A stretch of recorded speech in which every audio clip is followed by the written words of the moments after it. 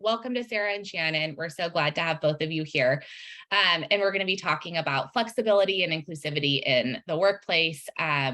These two women have amazing lived experience and advice and ideas to share with all of us.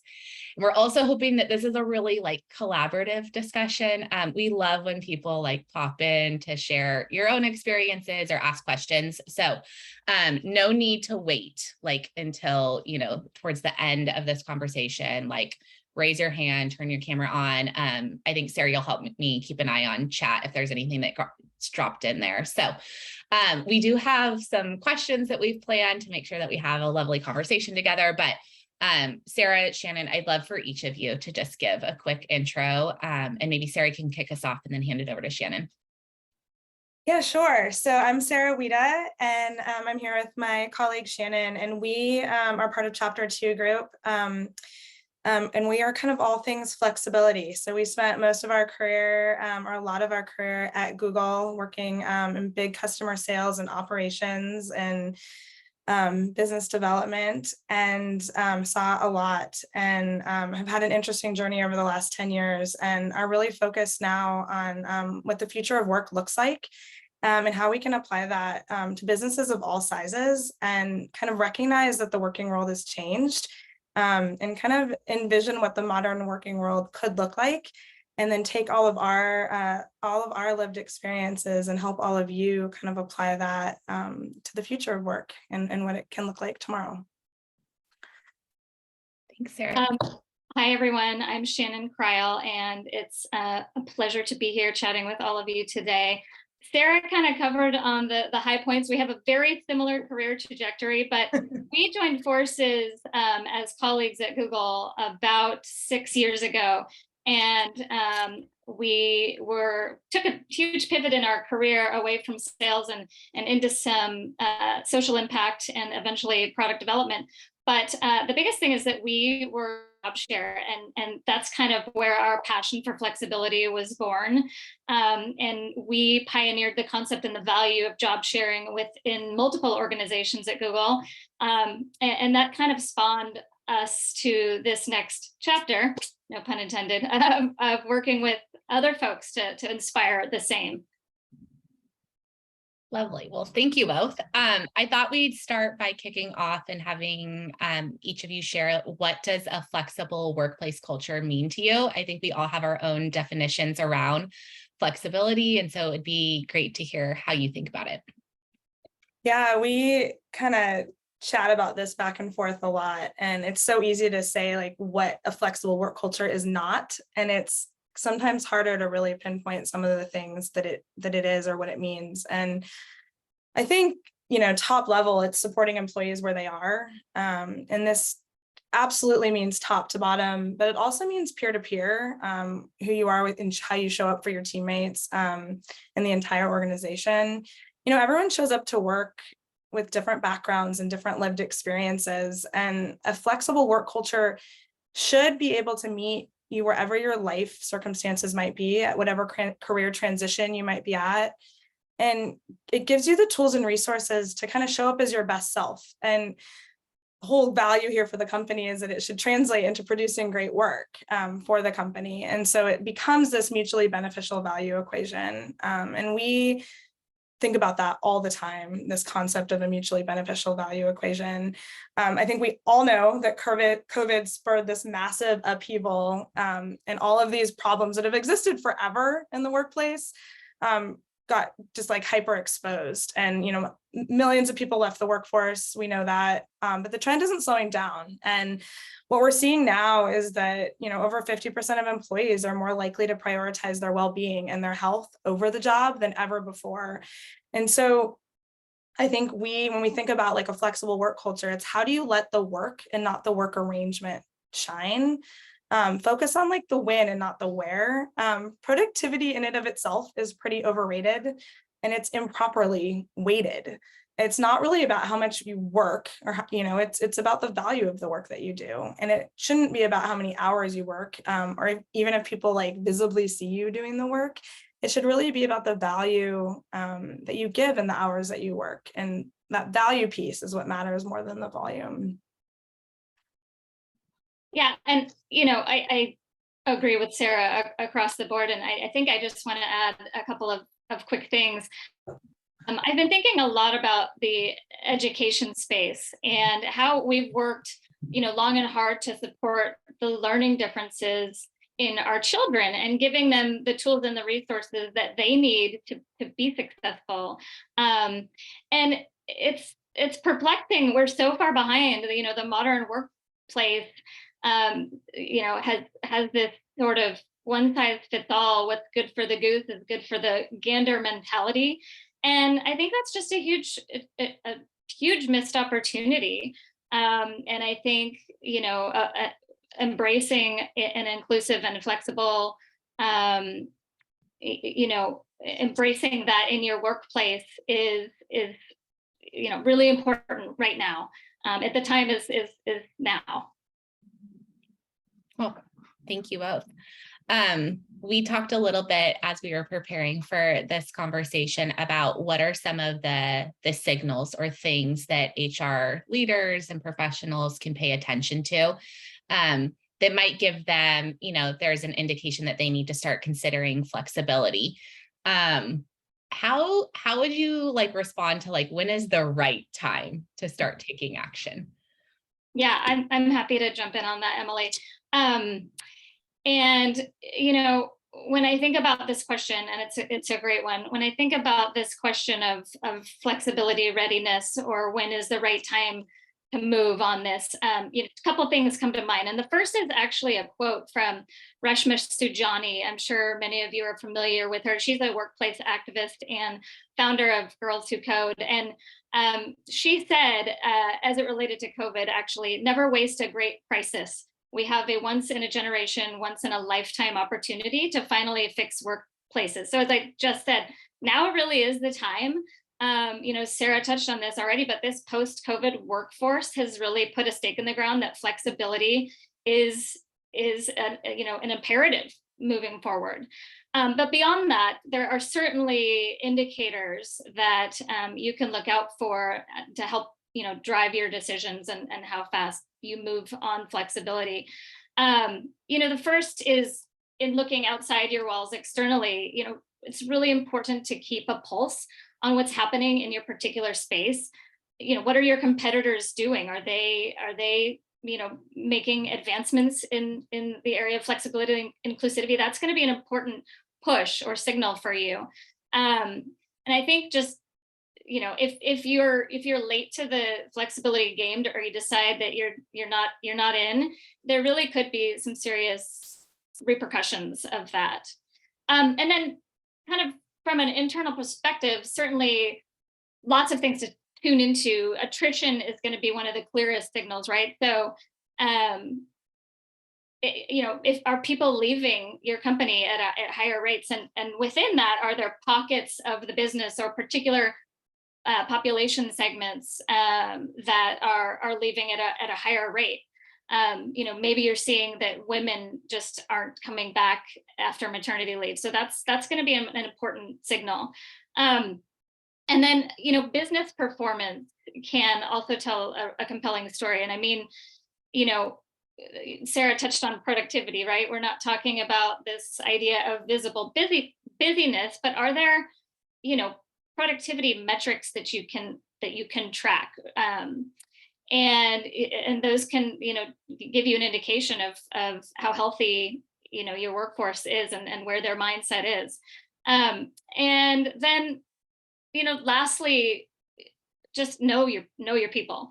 Look at the data that you have on them, supplement with surveys as needed, that kind of thing. But really just try to understand what are the things that you think impact the working experience of your employees. That can be things like, the number of caregivers, where people are, location wise in proximity to, if you have an actual office or headquarters, whether they're pursuing outside, education, those types of things. So that's kind of the rundown on that. Anything else you'd add, Sarah? No, I'd be kind of curious. I would say probably those of you that are on the call have seen maybe other signals or similar signals that pop up. I don't know if anyone would be willing or open to sharing them, but my guess is there's some shared signals among you that might be interesting to discuss. Yeah, any brave souls that want to in and share? Rebecca said in the chat, like increased benefit costs could be an example of a signal. Yeah. Interesting. Anyone else?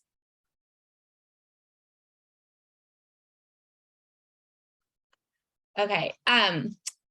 I wanted to give. I thought of another one. Oh yeah, go ahead, Rebecca. Maybe like people not being as interested in like career opportunities or not applying for things or promotions because they're like, ugh, like I don't want more. I don't know. Like sometimes maybe Actually, putting the you bring brakes. up a trend that we keep running into. I think it's like coined like quiet quitting, but just this idea that, yeah, you're not kind of, sometimes there's doing your day job and then there's building your brand and doing all the other things at your company that kind of get you that promotion.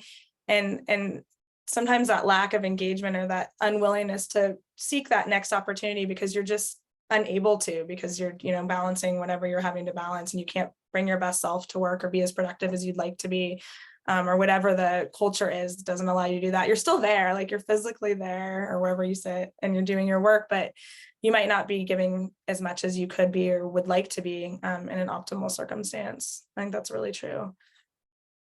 And we see that a lot.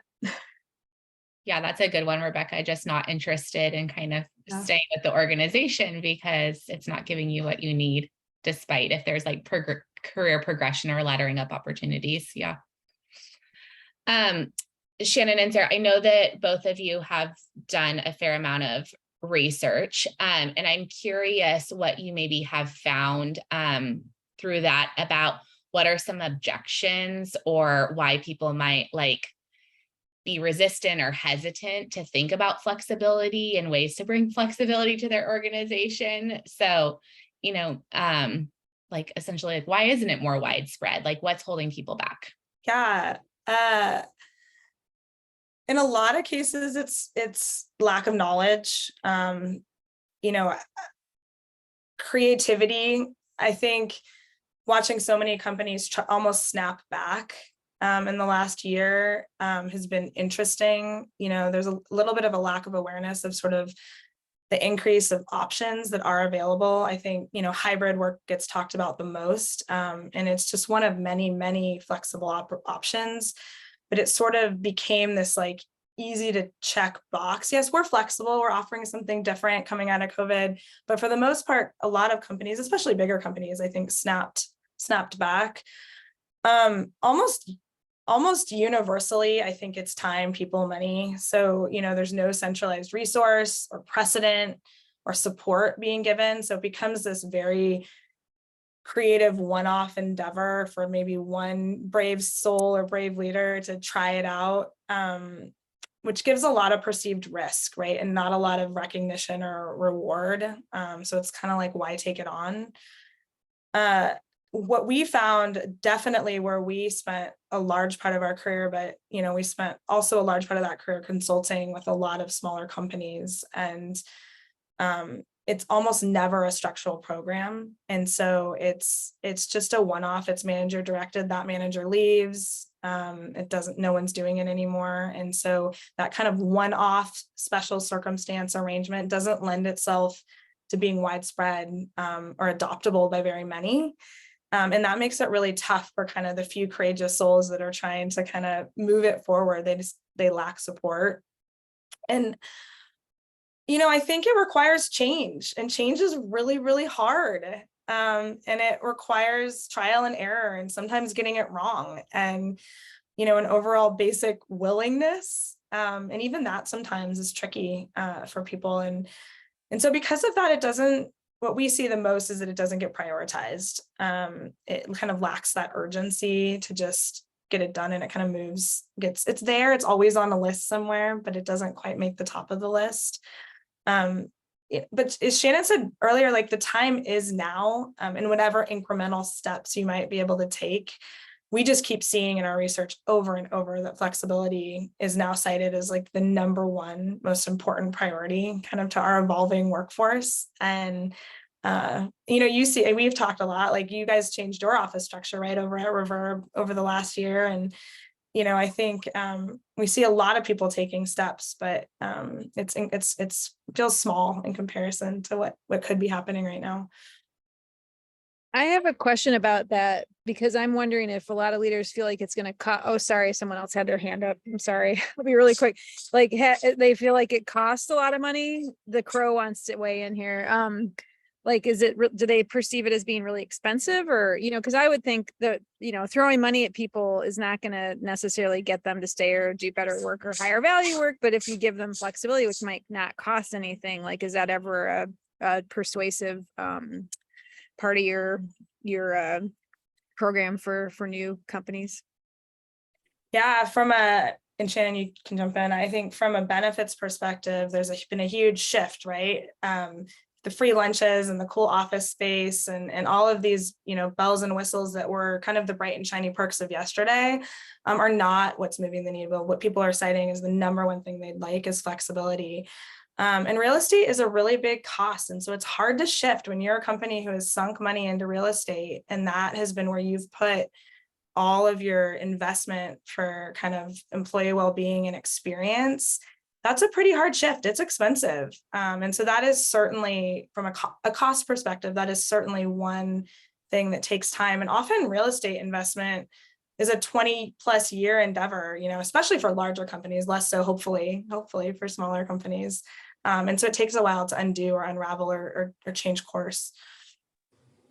Yeah, and I would just add that there is this perception, and it is a significant investment to build flexibility as a foundational program. However, people are thinking about it in such a short-sighted way because, as Sarah alluded to on the real estate side, but across the board in terms of if people are leaving or unhappy, that's going to also require money. It's kind of a vicious cycle. And so you need to think about okay, I might be investing some money here, but I'm going to be saving some money on the flip side.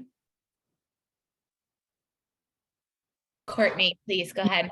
Well, I just had a question, and maybe we're going to prompt this later, but what do you guys ever run into, like, as a company, like the frontline workers are like required to be in person, but then like the support, like how do you balance that? Because I feel like that's an interesting balance. Like, gosh, to actually operate our business, we need to, like, a big portion of our company has to be in person, but these other roles that are more support or HQ could be more flexible. But then there's like this whole guilt, and it's not even like, do you ever does that come up in conversation a lot? And I think one really important definition of flexibility that we are realizing is that I think in a lot of cases for a lot of people in a lot of companies, flexibility means physically where you are. And when we talk about flexibility, that isn't actually what we mean.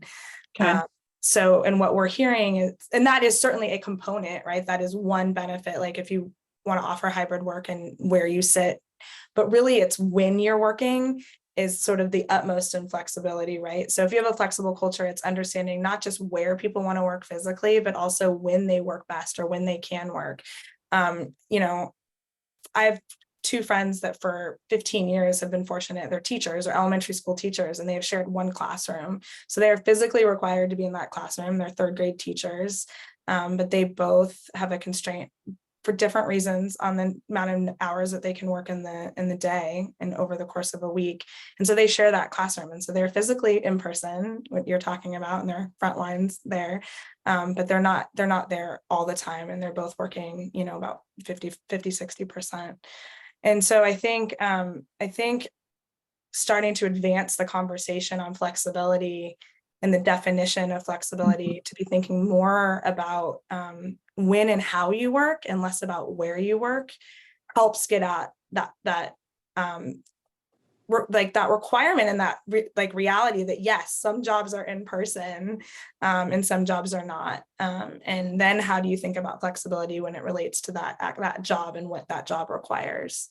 And in no case is the suggestion be that the job requirements are not met, right? It should really be about what that job requires and what the scope of that work is and what the output of that job should be, and less about what the arrangement of the human that's doing it is. Okay, thanks. Yeah. Yeah, great question. Sarah, Shannon, I feel like we should just go to talking about like, what are some of the creative, like flexibility solutions that you've seen? Because I feel like people really probably do want to hear and learn more about like some of the practical things. Because yeah, we've talked about like job share a little bit. There's like hybrid versus in person, but I know that you have so many more like ideas around that. So can you both talk to that piece a bit more? Yeah, sure. Happy to. I think, first of all, we already touched on this, but embracing flexibility and starting to infuse it into your culture and build a foundational program, it is daunting, like no question. But it doesn't have, you don't have to, establish, a concrete roadmap here and now. There's a things that you can do, with creativity and imagination. And the first is really just committing to it as an organization. Like this, we are putting a stake in the ground here. We want to build for the future of work, and we'll figure that out along the way. And this is easier, for a smaller or newer company who's more nimble. Infusing that at the outset is going to be easier and more seamless. But it can be done, and it should be done for all businesses of all sizes. And one of the things that we think about as a first step is, besides making the commitment and starting to top to bottom build it into your culture, help support that process through like workshops, for instance. A couple of the, these are manager leadership type workshops, or full team, just focused around equitable work. And this idea, again, that one size doesn't fit all, and people are coming into their jobs with unique circumstances and backgrounds and needs. So we have a handful of workshops that could be interesting, things like culture norming and core value development, and creating user guides as part of that, so that, I touched on the educational aspect earlier. Your workforce also has unique working styles and preferences, right? So creating these guides for your teams to be able to access and say, hey, Sarah doesn't like to be pinged nonstop on chat, so I'm going to leave her be for these hours, and maybe she prefers to get on a Zoom once a day, whatever the case may be. Another one is eliminating bias and microaggressions in the workplace. And I think in order for flexibility to truly blossom, those microaggressions have to be eradicated. And it has to be, there has to be buy-in across the board, and I'm talking about Sarah and I, again, having spent many years in a job share, were met with a lot of snide comments like, oh, must be nice to leave work early, and oh, I wish I got Fridays off, and not really thinking through, we're making a trade-off here, right? We're not getting paid as much. We don't necessarily have as quick of a career progression as someone working full-time. So, I think before anything else can happen, that has to be an important key step. And then, similarly, and Sarah's touched on this several times, this idea of championing a results-oriented work environment. And again, this comes, bottoms up, top to bottom, has to be a buy-in for everyone involved. And then I think recruiting with flexibility in mind, as you're building for flexibility, what does flexibility at your organization actually look like, and how can you put that out there for potential recruits? And I was reading an article the other day about fake flexibility, steering away from saying, oh yeah, we're flexible, we have all these flexibility options, when in reality, the flexible options are things like, oh, okay, well, you can have,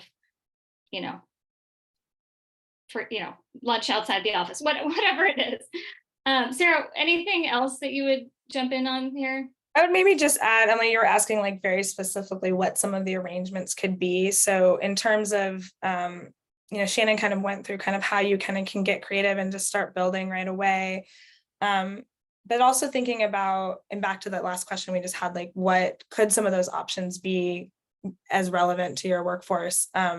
There's obviously part-time, and if it would be interesting, Shannon and I can share a little bit about our thoughts about part-time versus a job share, because we have a few of them.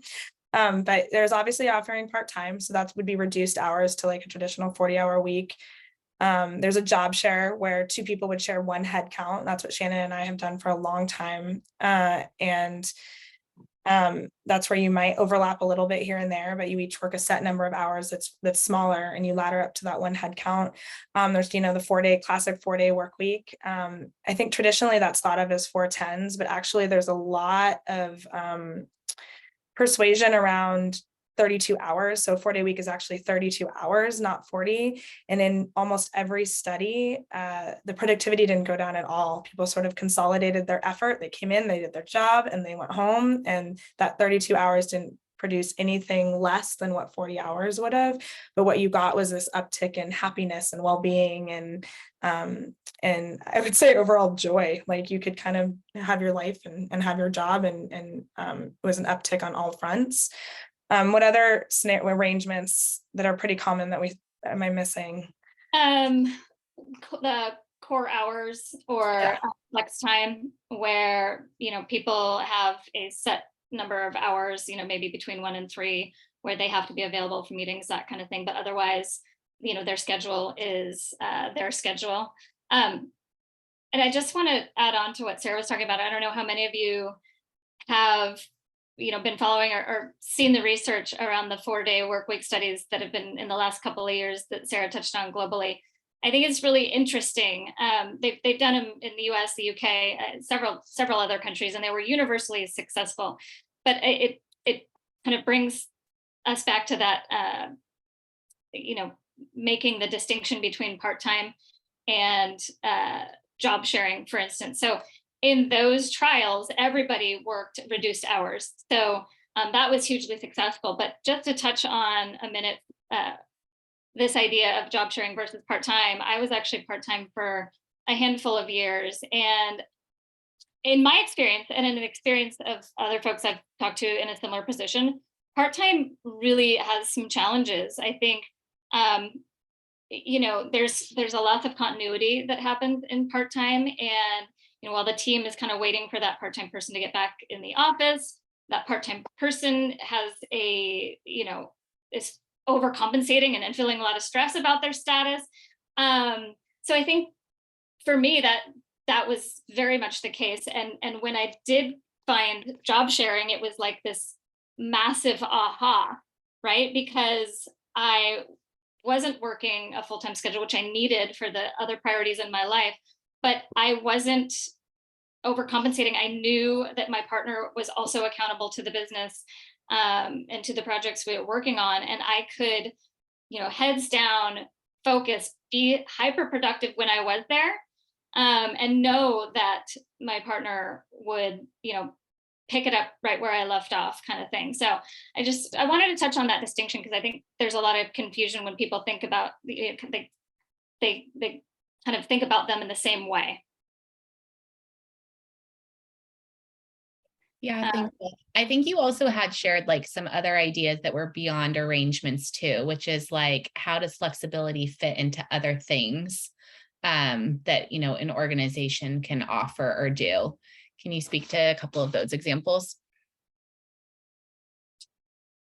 Yeah, I mean, I think a couple of things that we touched on were, this idea of infusing it into the benefits program, so that it's part of the benefits package, part of the benefits team, and then that inherently protects it from some of these one-off, crash and burn scenarios that Sarah touched on. So again, establishing a program within having it have a home, right? And benefits is a natural place for it to be. And then I think, some of the other things that we talked about were really thinking about restructuring how people are evaluated and performance reviews to ensure that the expectations and the demands and the measurables are consistent and account for people who work in flexible arrangements. So, I think the risk if you don't do that is that there's measurables that are associated with time, or, as Sarah was touching on earlier, volume of work versus value and quality of work kind of thing.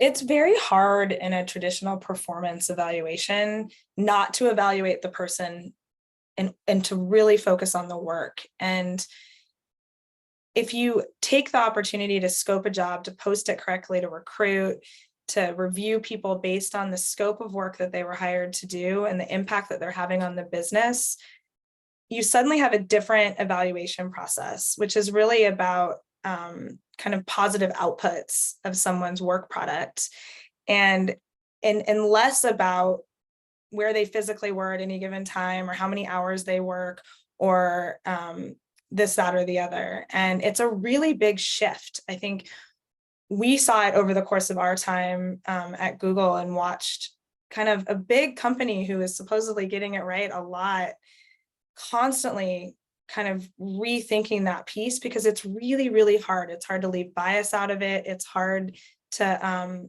it's just hard.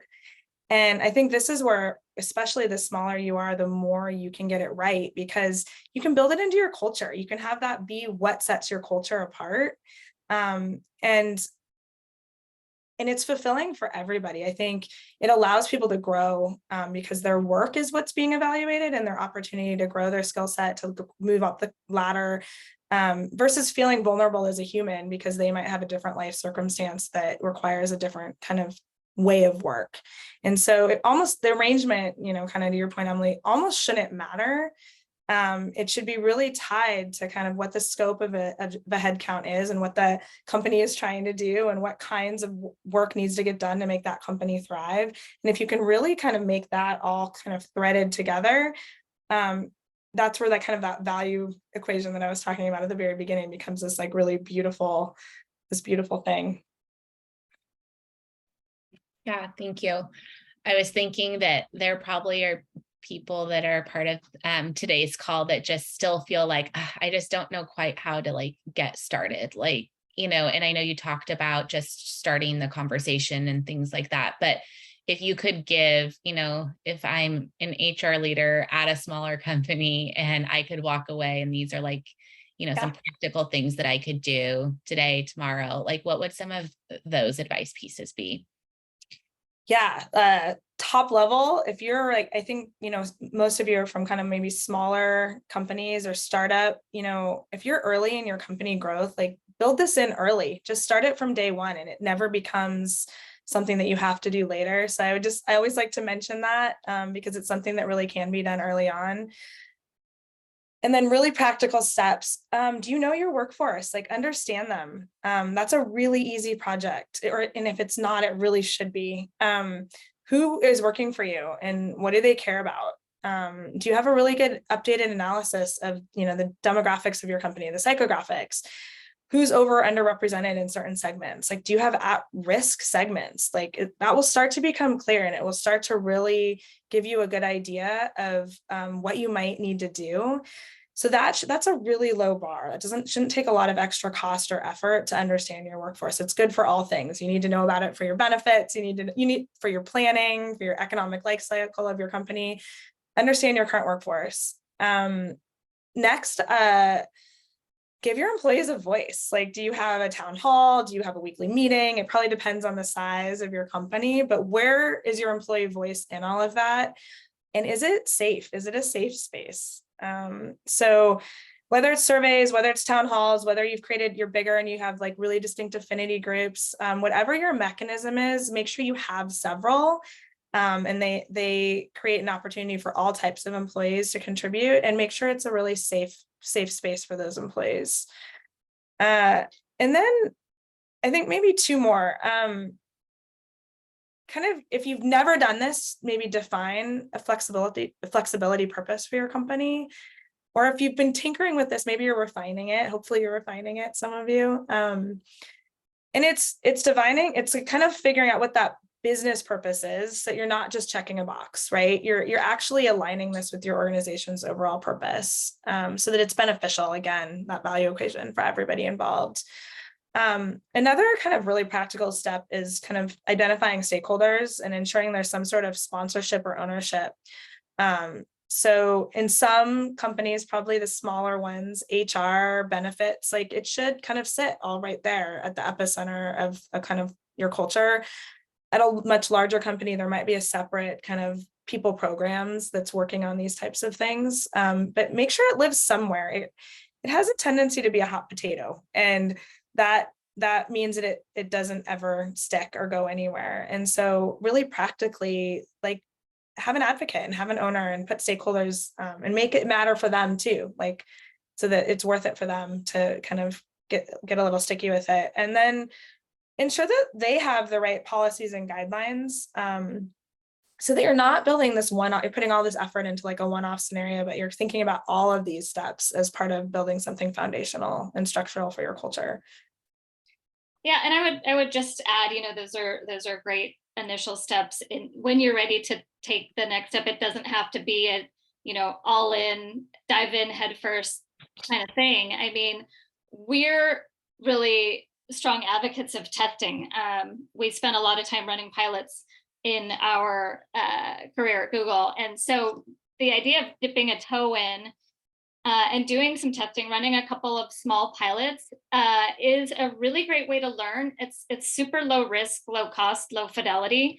And it gives you some insight before you decide to take that bigger step with an investment and a plan to move forward. And so just thinking through a couple of examples, we touched on some of these at-risk segments. Maybe you establish a pickup program for one of these groups of people, part of the population.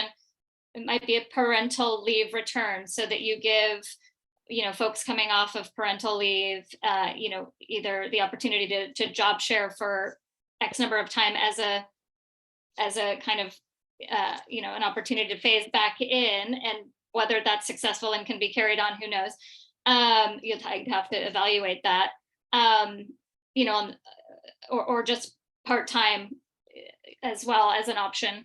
The other is to just test a few pilots, identify a couple of teams or parts of the organization where that you feel like there's an opportunity. People are either unhappy or there's an attrition situation, and test a couple things. Test the 32-hour week, test a couple of job shares. This will give you a sense of, if you do want to move forward, where these things could be most successful. Yeah, those are great. Thank you both. We'll see if there's any additional questions that are coming through, but maybe one last one from me. I think that we all probably have ideas about like what the risk factors are if this is not something that you embrace. So there's, attrition and retention challenges, et cetera. But are there other things that you've learned, through your own experience or research? Like, if we don't embrace this, like this is what happens. Yeah, I mean, I think we've touched on a lot of them, but again, just to recap, the attrition is huge, because when people leave, you have to invest more time and money in talent and training programs. Also, you're running the risk of creating a workforce that's burned out and unhappy. We touched on the whole quiet quitting concept, but this is bad for culture, and it's bad for productivity. There have been a ton of studies out there, more and more, that talk about how flexible employees are happier, they're healthier, they sleep better, and they're more productive, and they're more likely to stick around. Another element is the lack of diversity in your work population. I think that today there are nearly 2 million fewer women in the workplace than there were at the beginning of the pandemic. And that's a problem. That should be a problem for companies out there. They should want to risk that, and by punting any acknowledgement or work on flexibility, they're basically saying that they don't care about a giant population. And then I think we're remiss if we don't talk about this next generation, right? This is a generation of talent who has absolutely denounced the hustle culture. They refuse to put all their eggs in one basket. They're out there making money and doing side hustles and spending time with passion projects. And so your ability to attract that huge generation of upcoming talent is going to be dependent on whether you get on board with inclusivity and flexibility. And then all of the things that we've talked about contributes to just general erosion of culture, which again is a risk. And this doesn't doesn't just affect you internally, but it can tarnish your brand reputation, your customers, partnerships, all sorts of things. So those are just a handful of risks. Sarah, was there anything we didn't cover? No, I think that's a pretty good list. Yeah. Well, thank you both. We have a few more like back pocket questions, but it would be really nice if we could hear from the group and just, maybe if anyone is willing to share like either what's resonating or like what still feels really like hard and not possible about this. And I invite anyone to chime in, voice chat. I'd love to hear from you guys. This is actually super helpful for us. Even if you have like a very specific question you'd love to workshop or talk through, like we'd be happy to do that. I think I saw Lauren, was that you? Yeah, I did. Sorry, I couldn't find the raise hand. So I was like, I can just do it myself. Thank you. This has been so wonderful. And my name is Lauren. I work for a company called Good Words, and we're a consulting firm. And we've really been going through this exercise of like evaluating flexible work. It's been part of the fabric since Good Words was founded. It's a current value that we have along with remote work. And, we kind of have taken a look at it recently because it is very like individualized per each consultant, which is not scalable for us. Like we can't have all these individual circumstances. So we are very much considering a 32-hour work week and going in that direction. So it's been wonderful to hear about that. And I guess just heading into this like new phase, we're like refining and redefining what flexible work is and putting more of a structure around it. And I'm just curious if there's any like change management advice there. And also just because there are like a few outliers who were like, I like my sweet situation. I don't want anything to do with that. So it's kind of like attrition in that sense too, which kind of sucks to lose these great people, but we know it's like what's best for the business. So yeah, a lot of what we're talking about is really resonating and it's been refreshing. And I just was wondering if you had any further thoughts about sort of that stage of like putting a little bit more structure around it and like having a very clearly defined program that applies to everybody versus sort of these sort of customized things that we've been doing that just haven't scaled with us or just haven't allowed us to scale the way that we want to.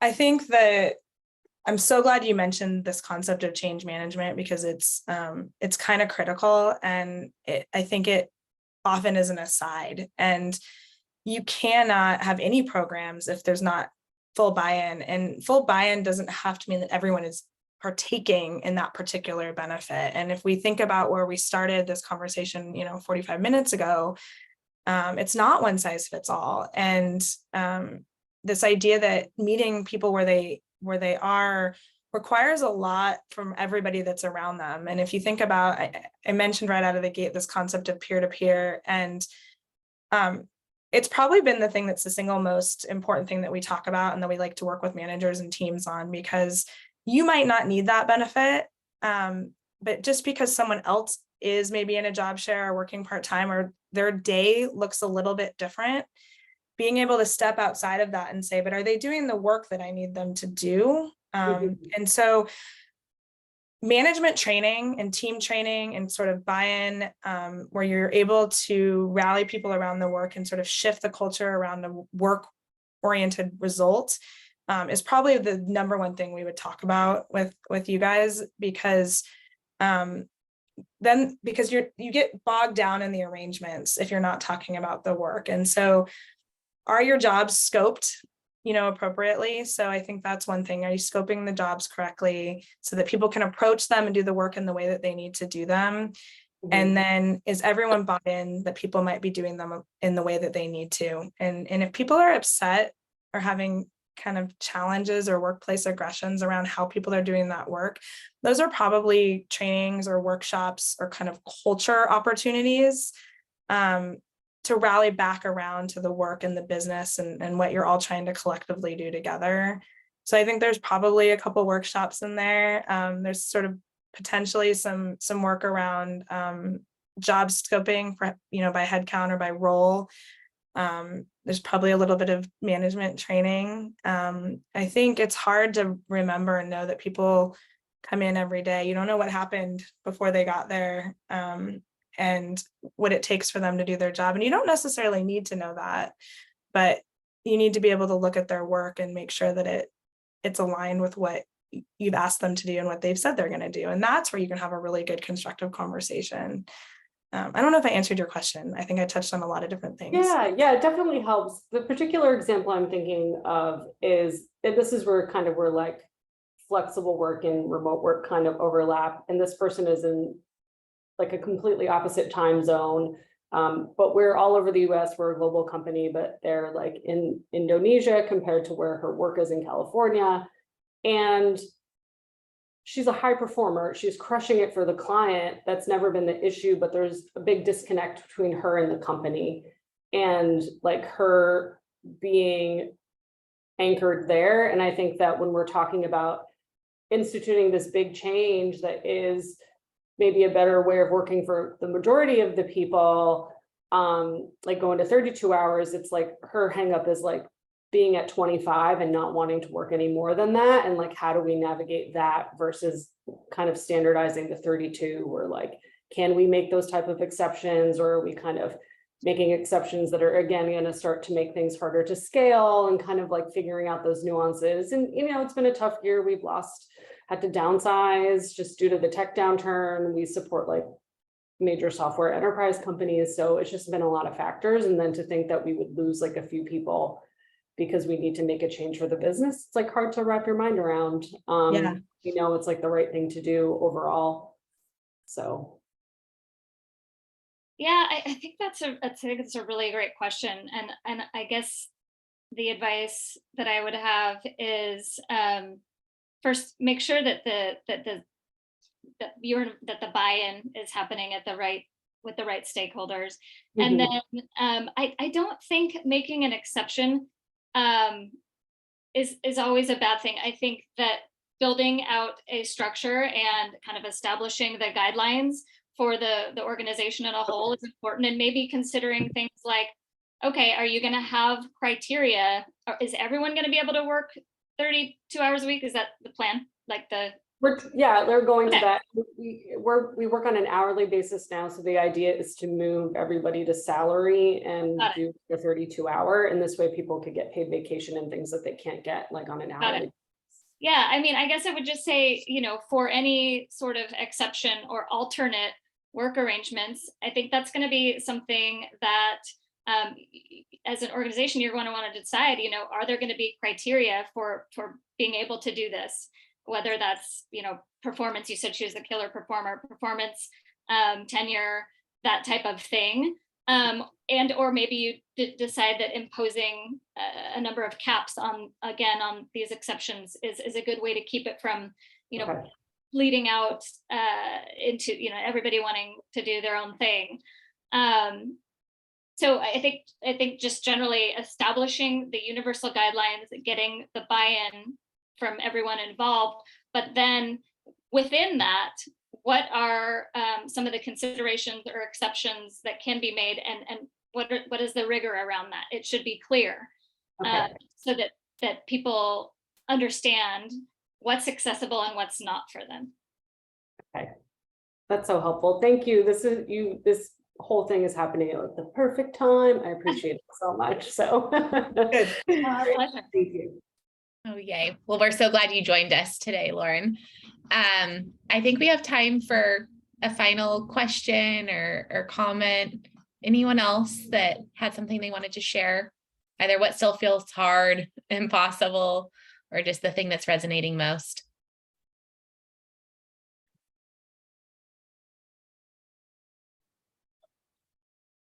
Okay. I think I did a good like virtual wait pause.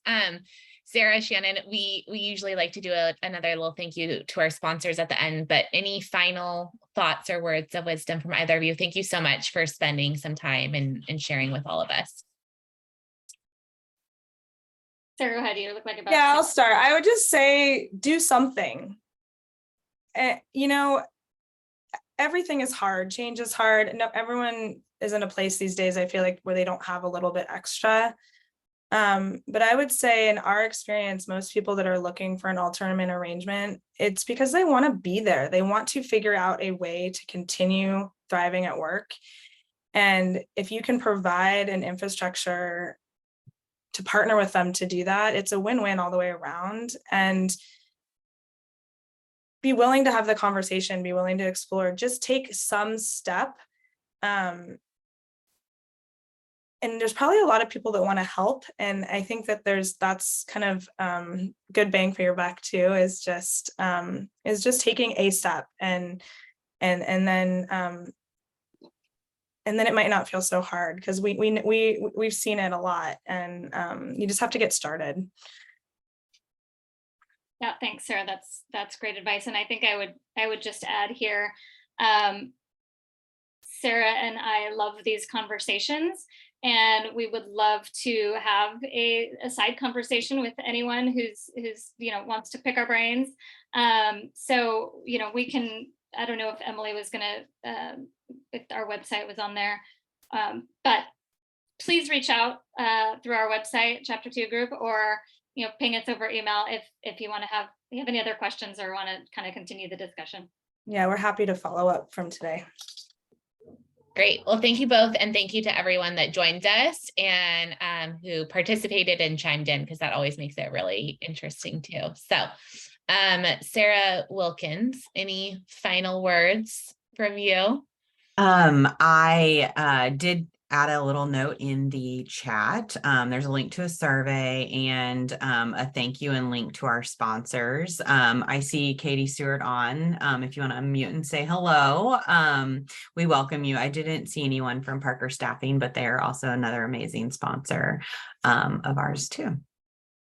Thank you, Sara. Hi, I'm Katie. Good to see everybody. Thank you for all this awesome information today. It was really good to hear, and all the flexible work stuff has definitely changed significantly over the last few years. So it was nice to get some more perspective. Wonderful. Well, I think that's it. So our next meetup is coming up in October. We'll be talking with Bannister Advisors, and the topic will be the two couches. And so it's kind of, HR's role in supporting their employees, and we'll be talking with a clinical psychologist from Bannister Advisors, and they also used to be in HR, and so have some great perspective on how to support employees and what your role is. So please join us for that. And then the link to the survey helps tell us what we could be doing better, or what other topics you'd like to hear as we plan for next year. So please share. Thank you all so much. Yeah, thank you, everyone. Have a great rest of your day, evening.